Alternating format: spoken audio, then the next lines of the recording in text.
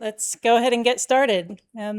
Hello and welcome. Thank you for coming to the Well-Edited Game, How Professional Editing Elevates Our Medium.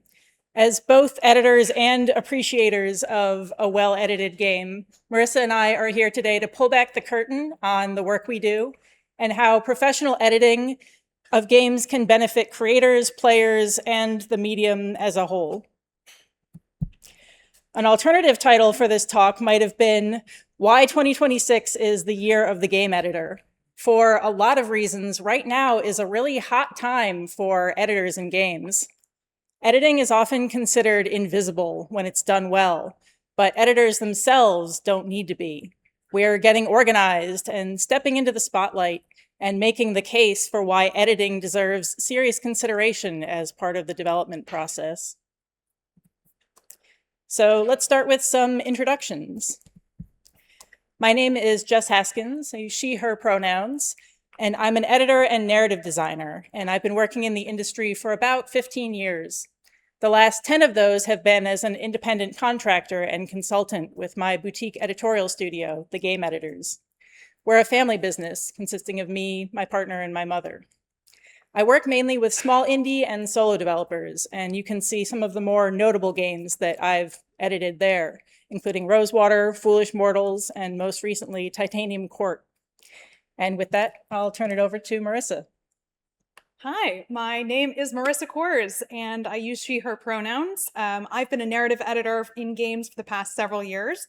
Before that, I spent a decade as a book editor for Wiley and Hachette in a very, very established editorial culture that is the publishing industry.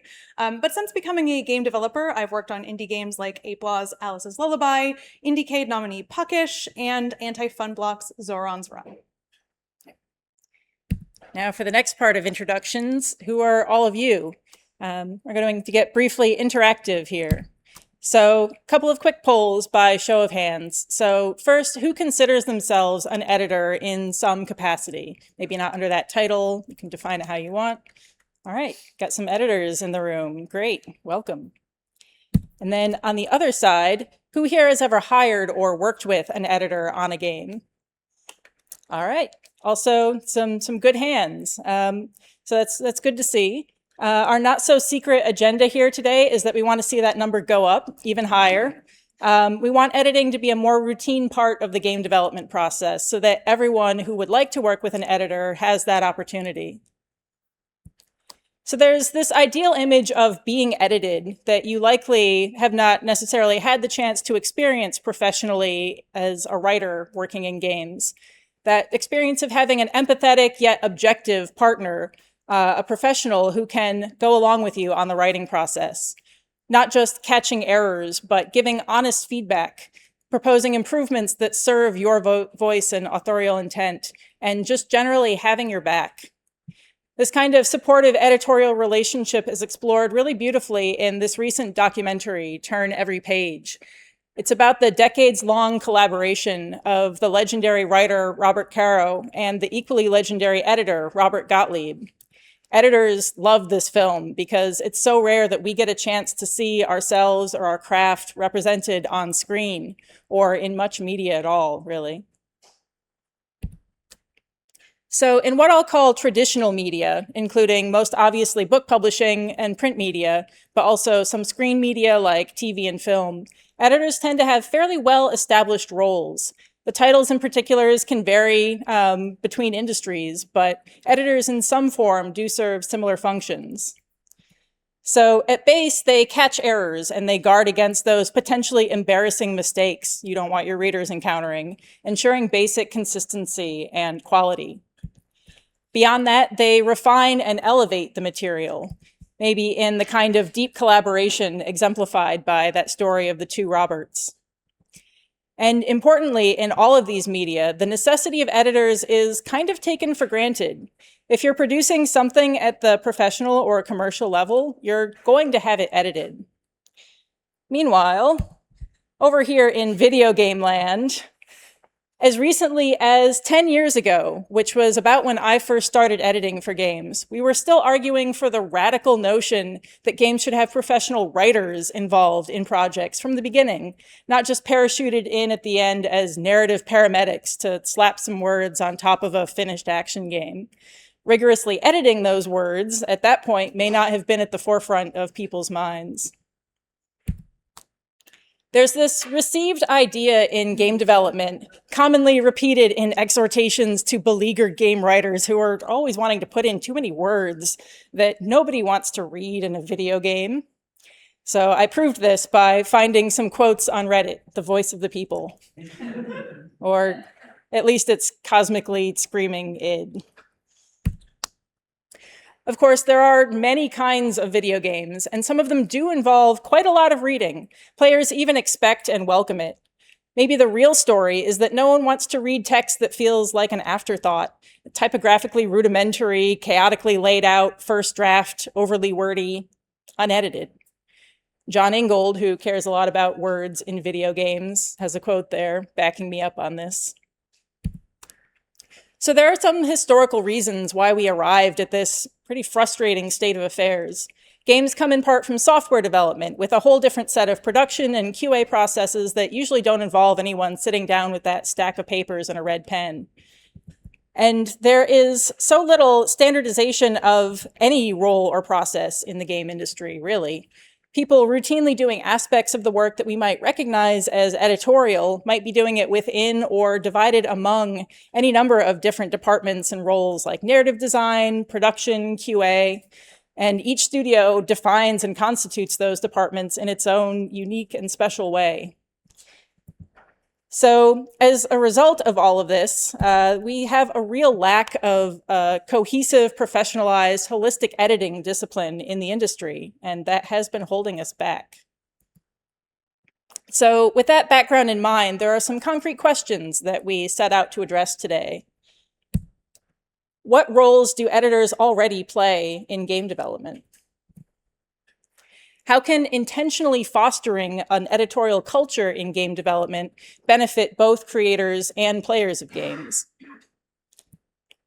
On a practical level, the part you can actually apply to your work, how can you, yes you, get your game edited? And how can you make the most of it?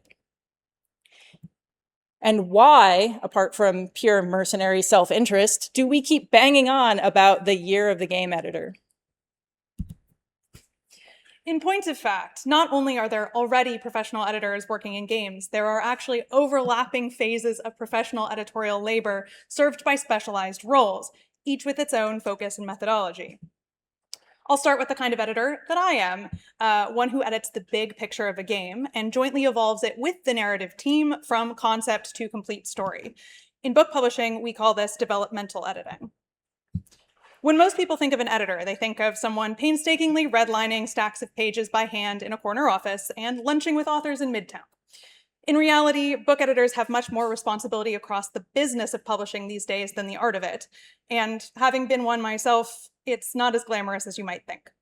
But what is true about that mental image is that it centers text development, the core task of working with an author from an initial concept or draft to revise creative work to be as excellent as possible before publication. The process of shaping a game from pitch to shippable product follows a very similar continuum. Since one obstacle to more editors in games is a lack of standardization, that's our cue to define some terms. Conceptual editing is the biggest of the big pictures, and it might look like a conversation over lunch, pencils absolutely nowhere in sight. Hardly seems like editing, I know, but as Robert Gottlieb himself once joked, so I said to him, Leo, don't just do war, do peace too. That's conceptual editing. By definition, it takes place early in the creative process. Conceptual editing is when the writer and the editor jointly refine authorial intent at the outset to establish a clear creative vision that can be oriented around while writing. Developmental editing is the term that's used often for input a step or two further along in the process, usually when there's a complete draft or one in progress. It's most useful when there's enough story in place to critique structurally, that work being called structural or substantive editing. but there's still enough flexibility in the process to act on the feedback. At this stage, we're looking at overall plot, story structure, character arcs, themes, pacing, and audience journey to ensure that the story is cohesive and compelling. Line editing, then, is developmental editing at its most granular. The editor alone works line by line through a manuscript and makes comments on how the story is rendering in real time for a reader. A line edit might look like moving a sentence to the top of a paragraph so that it lands with more power, while striking another one entirely that's killing suspense. That's what developmental editors do, so let's talk about what else we're called. Your taxonomical mileage may vary, but most developmental editors in games are known as narrative editors. You may have also heard the term narrative consultant, and the difference between them is generally length of service. A narrative editor is a full-fledged member of the team who works alongside writers and narrative designers during the development, forming that close Gottlebian relationship that we talked about.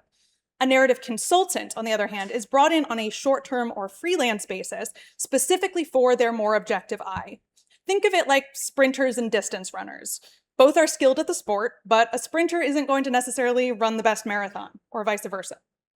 What we're not is narrative designers. An editor is no more responsible for the execution of their feedback than a book editor is for writing a chapter. And trust me, don't try either thing. The goal is to amplify and optimize what the narrative team is producing and connect dots in their brains through dialogue with them, not meter out design directives. I've talked a lot about book editing, but the truth is it's not as simple as applying linear editing skill to an interactive format. Games tell stories differently, and as such, narrative editors must uniquely account for the player's agency, the game's mechanics, and visual storytelling elements in our work. I could give a whole more technical talk about the technique of narrative editing and its interactive elements and how that diverges from linear prose editing. So come back next NarraScope. But in short, these are a few areas that I've had to edit for in games where linear editing actually has no direct equivalent.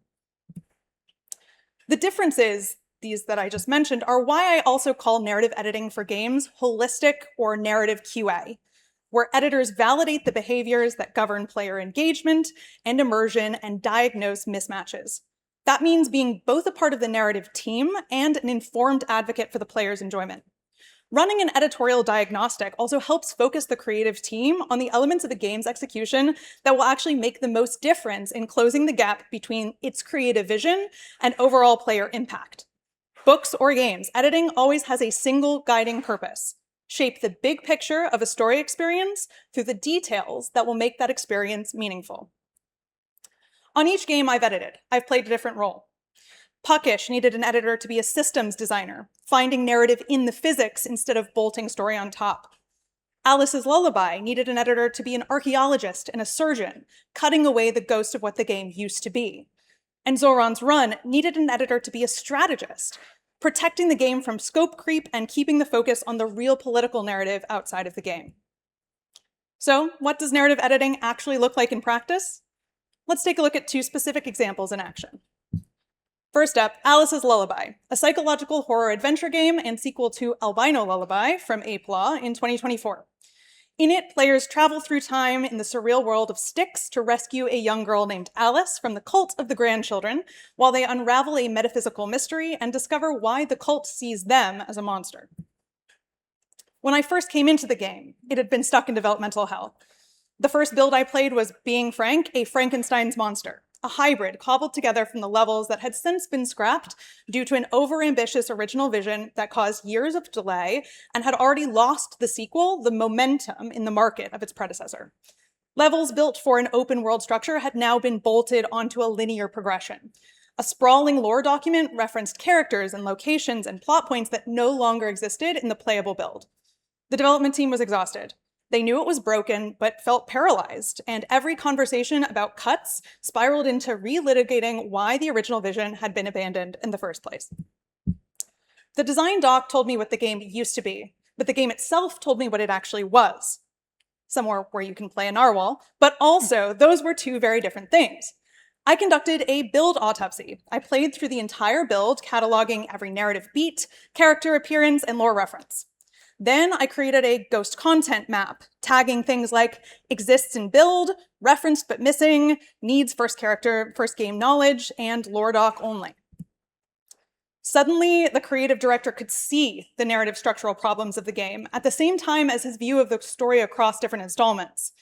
This is one of editing's most powerful tools, making invisible narrative dependencies visible to discuss what is and what we could realistically ship.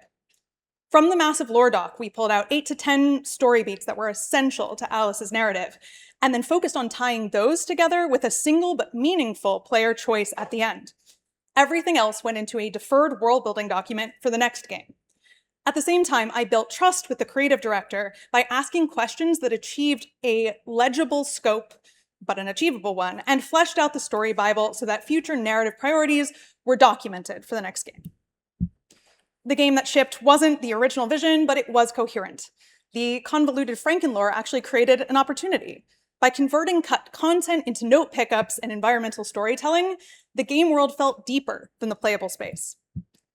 Players picked up on this in Steam reviews, praising the world as built so carefully and lovingly that it eats you alive while you're there, and called out the ending in particular for selling them on the complex lore as what indie horror should be. But Marissa, you might say, what if narrative isn't the point of my game? Why would I need a narrative editor? For the answer, we'll take a look at Zoran's Run.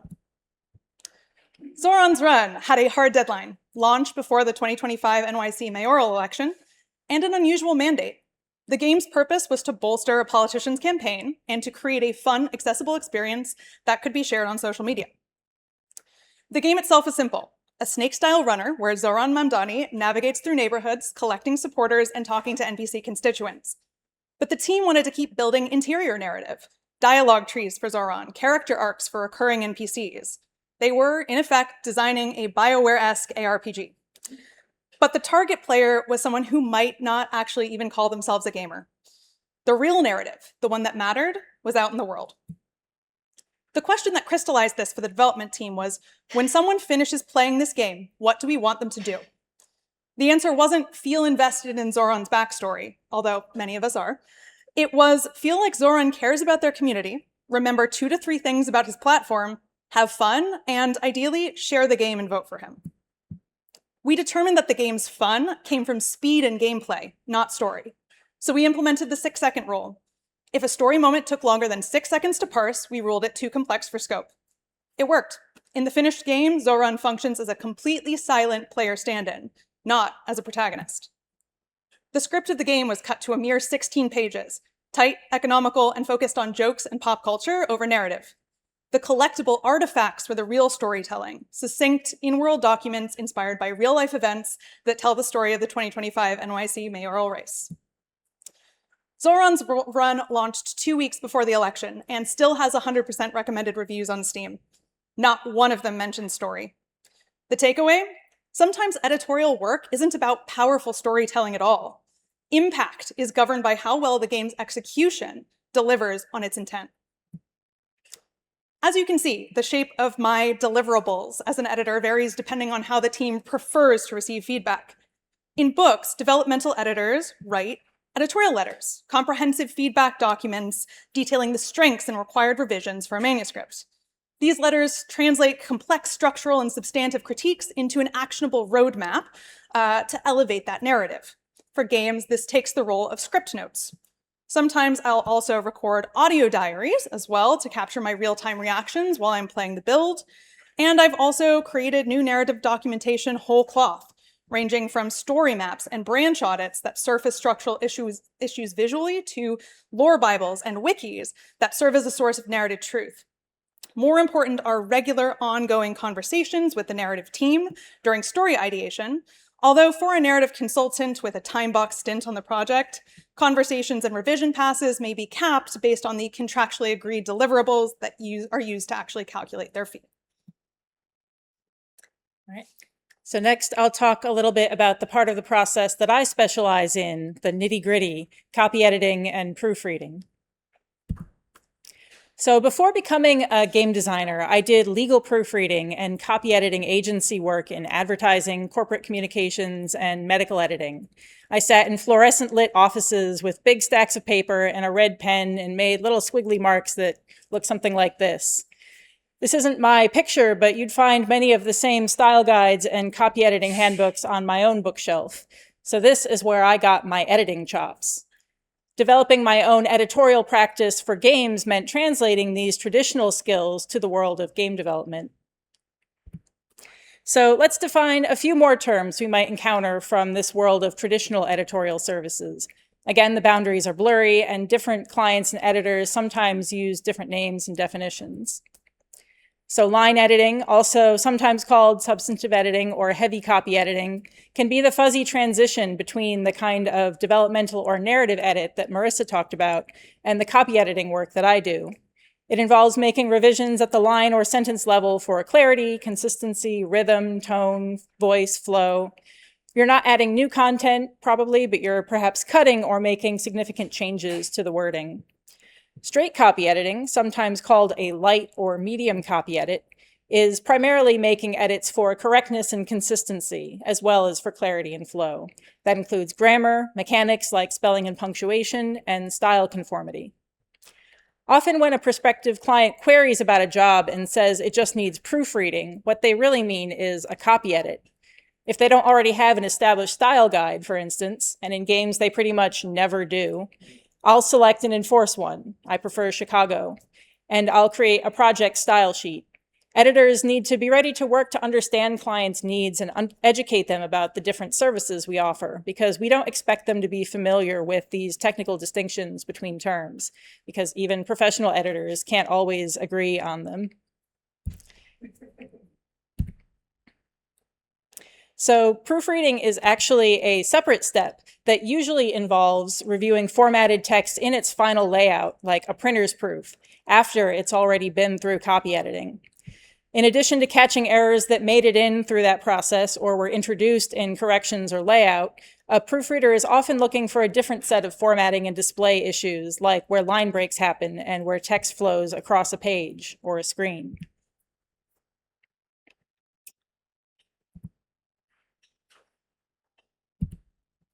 So now let's translate those traditional editing terms into the main services I typically perform for a game project. My editing jobs usually involve two passes, a copy edit and a proof. Depending on the client's preference and the level of edit needed, the copy edit will be either heavy or light. So the heavy copy edit, where I'm proposing revisions to the text to improve how it reads, corresponds to that substantive or line edit. And the regular or light copy edit will fix clear errors and address anything that's overly awkward or confusing, but it sticks much closer to the original. Finally, after the writer goes over our edit, we do a proofing pass to check changes, review new additions, and scan for those lingering errors. Ideally, the proofreader should be someone different from the copy editor, for the same reason you want the copy editor to be someone other than the writer. You need a fresh pair of eyes. And at the game editors, my mom is the one who handles the proofs, and she catches things that I miss and vice versa. So one important distinction is that we are still working with the script, most likely a giant spreadsheet at this point. So our proofing pass is not quite analogous to that printer's proof because we're not seeing the text in its final context, which would be the game. Reviewing it in-game is a further step that we typically don't do. That's still the domain of QA. And hopefully QA is at that point empowered with some knowledge of the editorial process and backed up with resources like that comprehensive style sheet that they can refer to. And they are encountering text that has ideally already been through a rigorous copy edit and proof. QA should be the proofreader's last line of defense. And too often, on top of every other aspect that testers have to focus on, they're also asked to be responsible for the whole editorial process. Oh, if there's a typo, QA will catch it. If that's your whole approach to achieving polished, error-free text, then I beg you to consider hiring an editor. So I'll close this section with a few brief case studies to illustrate how I approach editing jobs that have different goals and priorities. First, what I call the pre-localization edit, which is represented by this recent project, One-Eyed Liko by Morteshka. In a pre-localization edit, which is a term that I invented, I perform a copy edit of the English text that will be used as the localization base, whether the game has been translated into English or written in English originally. An essential goal of a pre-localization edit is to produce a smooth, fluent-sounding English language version that will be easily comprehensible by the other localizers who are working in their own languages. If they are confused about the original meaning or intent of a line, the meaning might drift further with subsequent translations, or at best case, they may have to make much more frequent queries to the author to clarify those ambiguities, which can slow the whole localization process down. So in this case, the game was a Slavic folklore horror game by a Russian development team that was written in Russian and translated to English. I worked with Warlocks, the localization collective that did the initial Russian to English translation, and then after my pass, translated it into 6 more languages. Now this one was contracted as a heavy copy edit. Now I don't speak or read Russian, so it could certainly help, but as long as I can communicate with the author or the translator or both to ask questions and clarify intent, fluency in the original language isn't required for this kind of work. The focus is on producing that kind of clear, fluent-sounding script in idiomatic English while staying as faithful as possible to the intent of the original Russian and preserving the game's essential Slavic cultural references and character that we wanted to leave in because those were core to the game. The next case study I'll talk about is the edit for voiceover, which is represented by the point-and-click adventure game Foolish Mortals. So in a pre-VO edit, in addition to the usual things we look at in copy editing, the focus is on preparing a script for a successful, efficient, stress-free recording session once you get to that booth.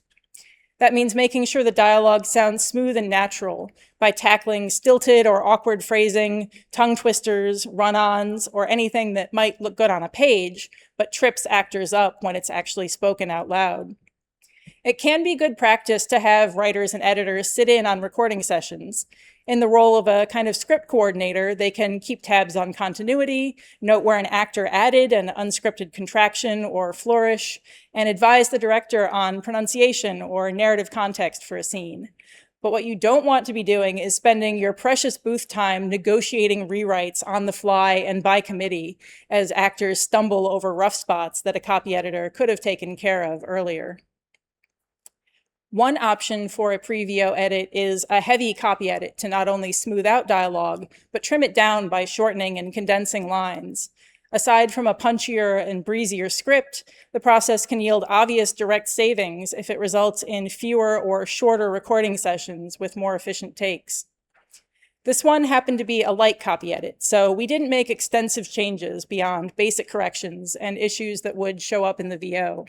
But we were charged with the additional goal of making the script, which was set in Louisiana, but written by an English writer, sound American by eliminating any inadvertent Britishisms that had crept in.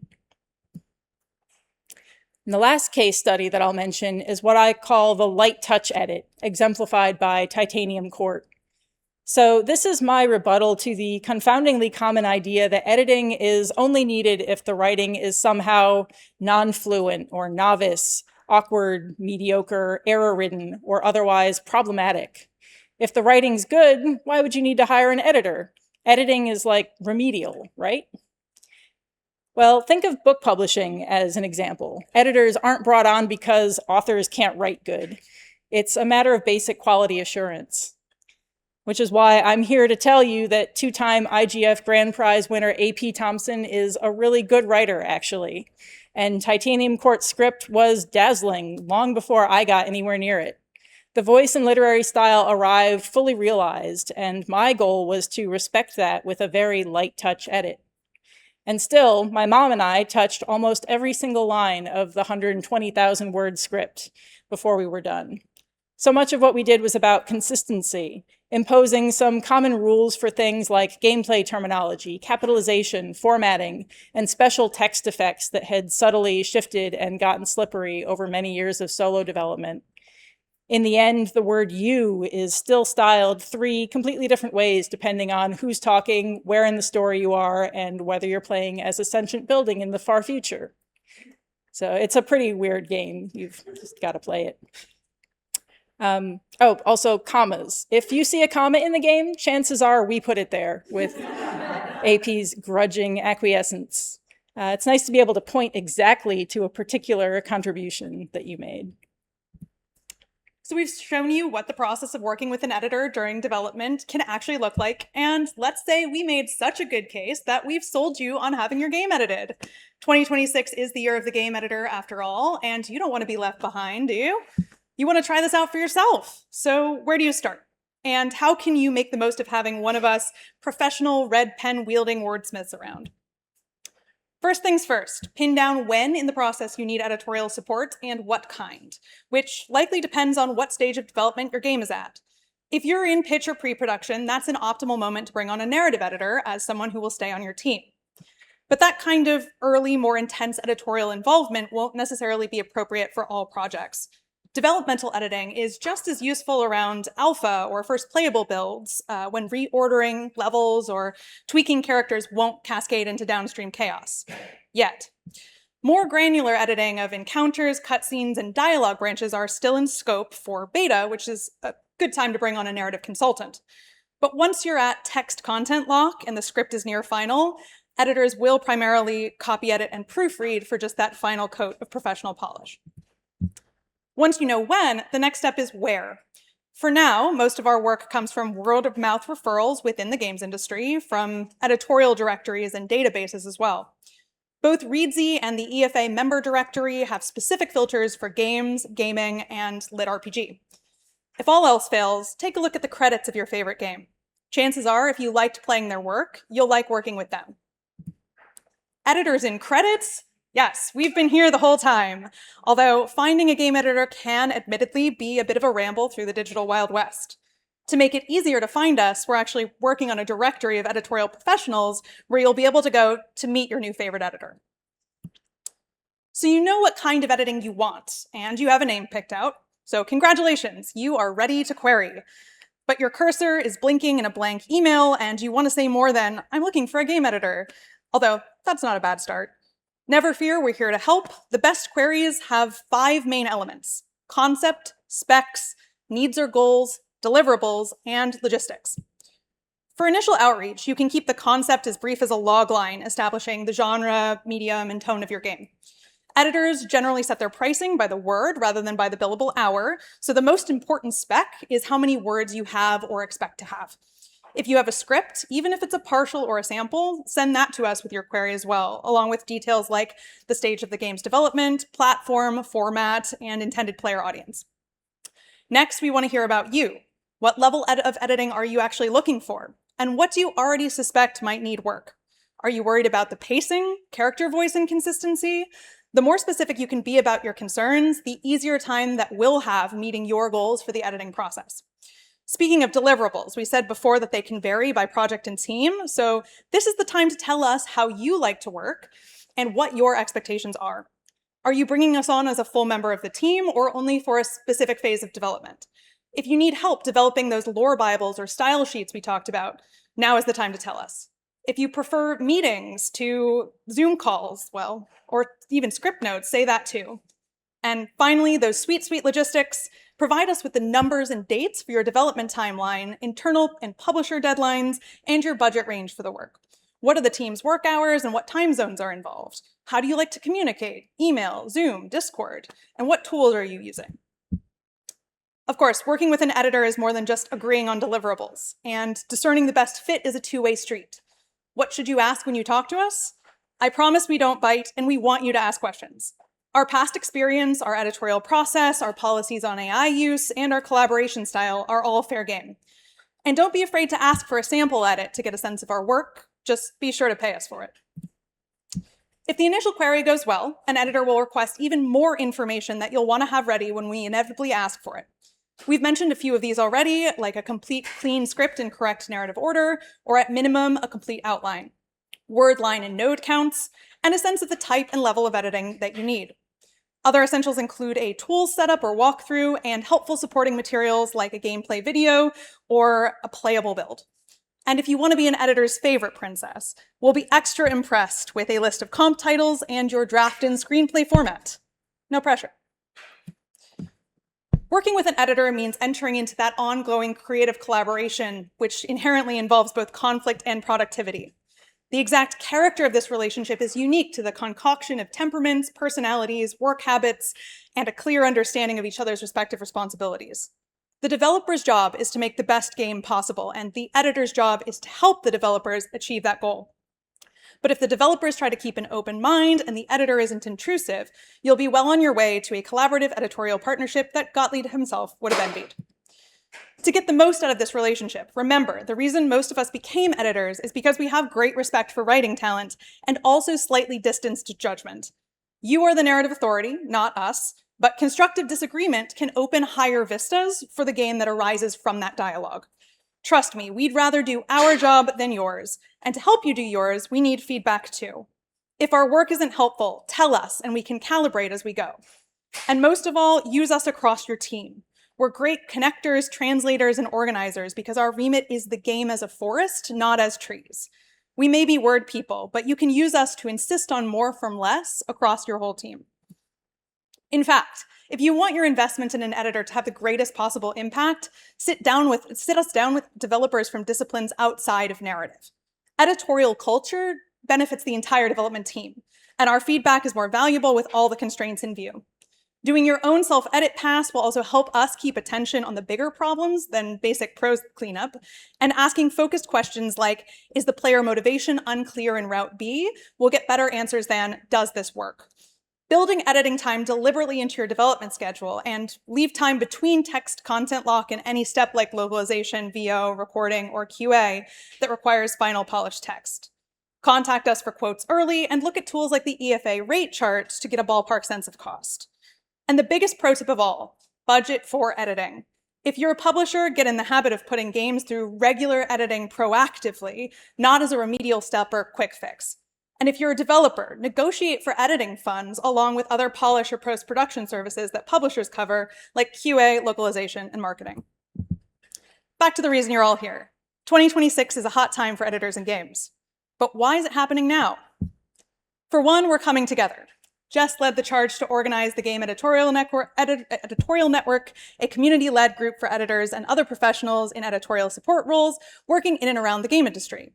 And you heard it here first, folks. Jen is live, and you can join it right now at gameeditorial.net. Do it, we dare you, right here, right now in this room. I'm also Hollywood rebooting the IGDA game editing SIG, and I'm currently collecting industry feedback for the IGDA to shape its next chapter. If you are in possession of such feedback, then you should see me after. For another thing, we're supporting creators making quality games. While editing won't make you win awards, it can't hurt. And as far as currying prestige and elevating the medium, the results speak for themselves. But perhaps most of all, 2026 is the year of the game editor because game editors are becoming more visible. We're giving talks about our craft at GDC, IGDA events, and now a NarraScope. We're going on podcasts and getting written up in leading trade publications like Game Developer. We're winning awards at the Independent Games Festival. And finally, we are using the word editing to describe our work in the profession. If there's anyone that believes in that words have immense power when we wield them together and we decide to use them to describe what we do, it's editors. And the title, I think, is at long last starting to stick. We're making big strides, but we're still years behind. We have a lot to learn from industries with established editorial processes and a lot of ground still to cover. But we hope you'll join us along for the journey and keep us company along the way. Thank you so much. Thank you. I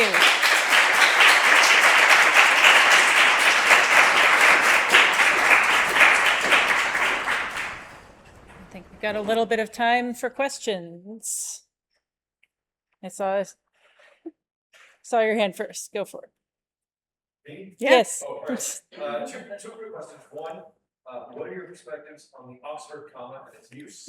And the second is, when it comes to games, there are multiple components. There's the text, as in, text appears on screen as part of the UI or copy, and also sometimes performance voiced. How do you balance the red with the herd?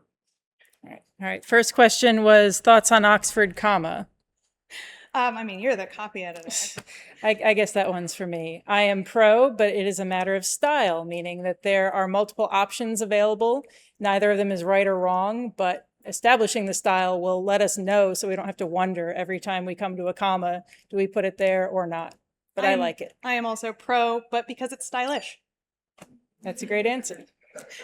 And the second question was about the difference between text that appears on the screen versus text for other purposes, like to be read for voiceover. Do you have any thoughts on that? Yeah, I mean, I think for me, it's kind of like playing three-dimensional chess, right? You can hold both thoughts in your head at the same time, and you're sort of trying to see the three-dimensional image, from seeing the red and the blue.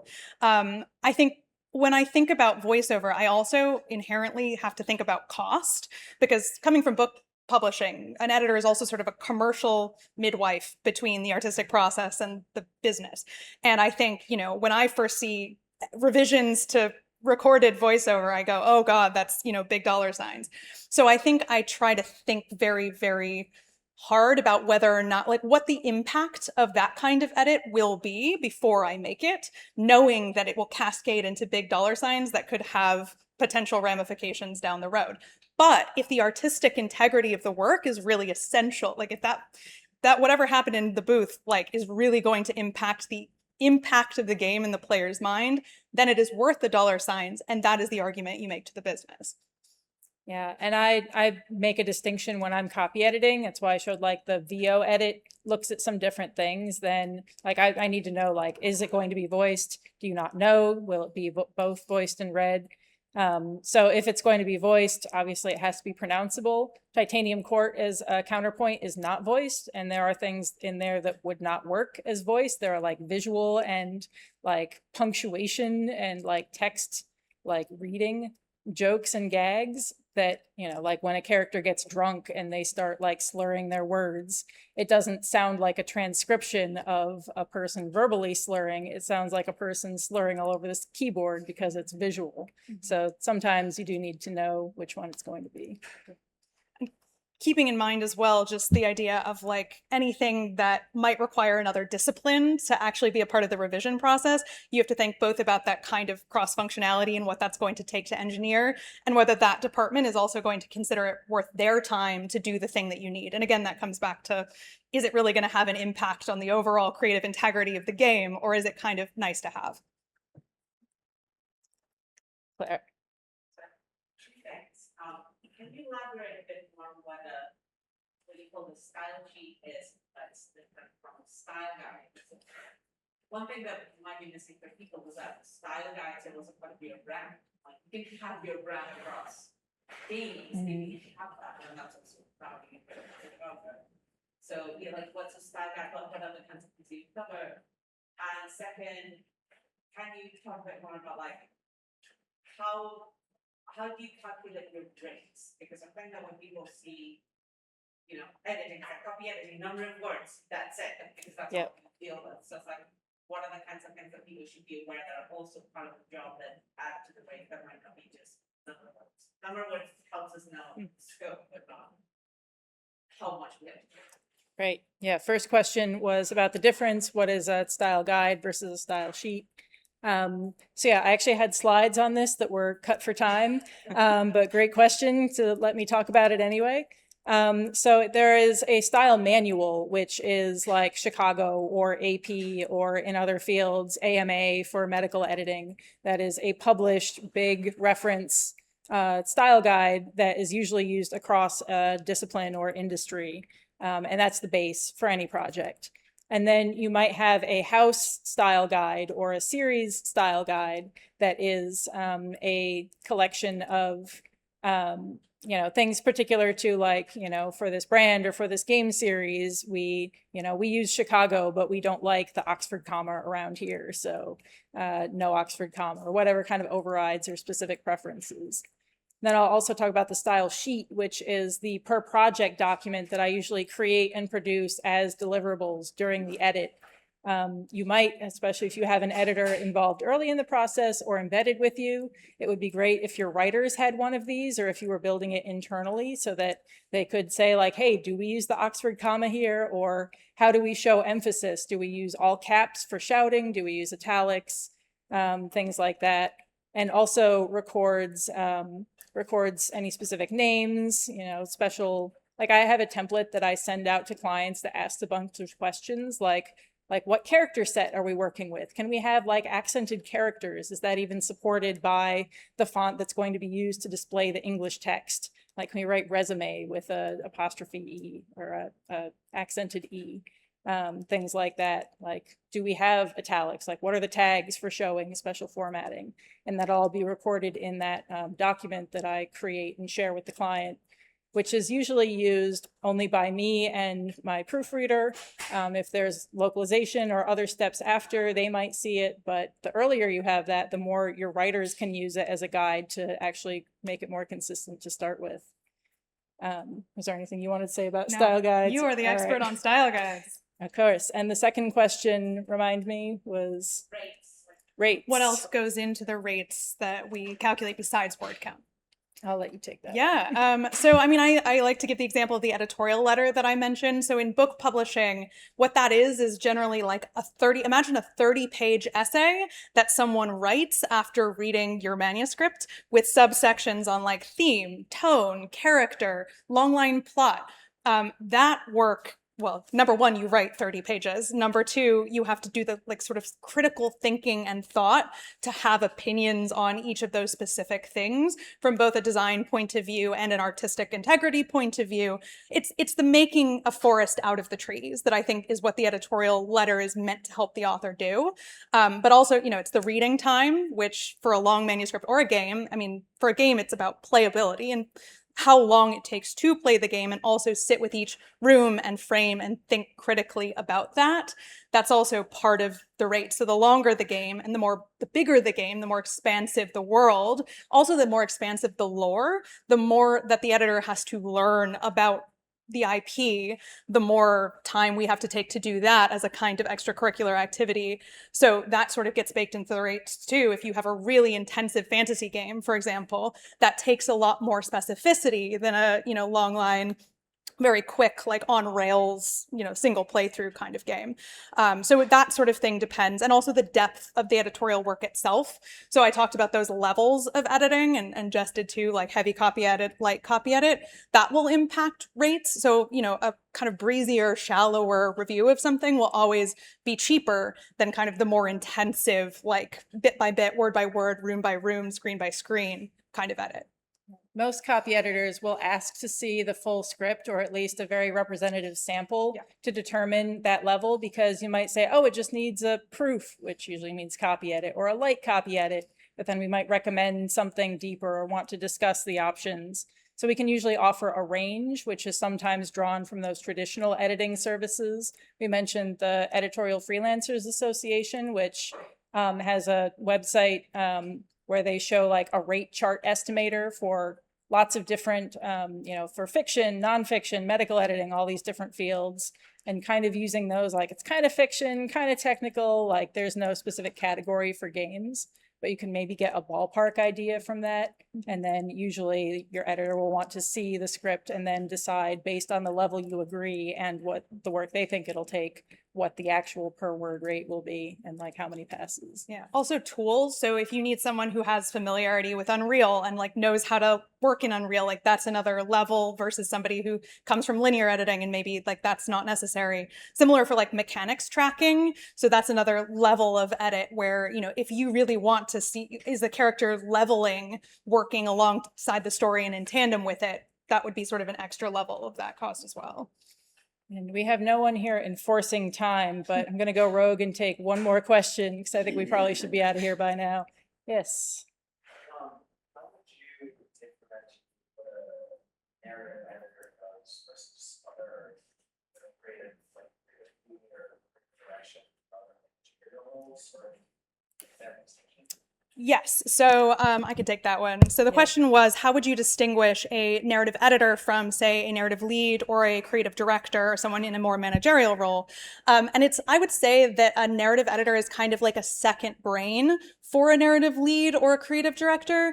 On solo developed games or indie games, I've often worked with the creative director as though they were an author, kind of similar to the book editing relationship, where it is a little bit more one-to-one. But of course, the bigger the team, the more the narrative lead kind of comes in to serve that role. And then my job as narrative editor is to kind of be their dialogue partner. So I don't, unless they ask me to, have as much direct contact with the writers themselves, because that's their job. But I'm kind of like their resource, and can kind of come in and also just be part of writers' rooms. That's been helpful to leads and creative directors that I've worked with in the past, to just be that kind of a little bit slightly distanced judgment, but someone who, as I said before, is not responsible for executing any of the feedback I'm giving. And I say that's honestly, in editing, what bad feedback looks like, is an editor who steps in and says, like, here's a list of things you should change based on my personal vision. That's not really what editing is about, of course. In games, I would say the managerial roles also think more about the commercial side of things than I do as a narrative editor. Although I do think that's something that could change ostensibly, because in book editing, that is something that an editor inside a publisher is kind of that midwife I talked about earlier that has both vocabularies and helps the creative speak to the business and the business speak to the creative. So I think we have to let you all go now. We are happy to talk more and answer questions later. And please check out Jen, come see us. Discord attendees, we will be in the thread answering your questions there. So please feel free to post those for us. We will definitely take a look and answer. And thank you all for being here to celebrate the year of the game editor with us. Still going strong.